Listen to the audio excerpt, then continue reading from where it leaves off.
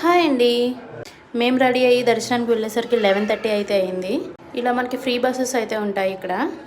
ఎలాగో 11:30 అయింది కాబట్టి ఇంక భోజనం చేసేసే దర్శనానికి వెళ్దామని చెప్పి మేమైతే ఫస్ట్ ప్రసాదాలయానికి వచ్చేసాము.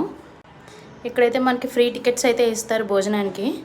టికెట్స్ అయితే ఈజీగానే దొరుకుతున్నాయి, అంత పెద్ద లైన్ అయితే ఏం లేదు. ఇక్కడ వాతావరణం కూడా చాలా బాగుందండి. కాసేపు అయితే చుట్టూతో అలా తిరిగాము. ఇక్కడ బాబావారు అన్నప్రసాదం వండుతున్న స్టాట్యూ కూడా ఉంది మనకి. ఇలా లైన్లో వెళ్తే మనకు అక్కడ టికెట్ అయితే వాళ్ళు కలెక్ట్ చేసుకుంటారు. చూసారా ఈ భోజనశాల ఎంత పెద్దదిగా ఉందో. చాలామంది పడతారండి ఎట్ ఏ టైము.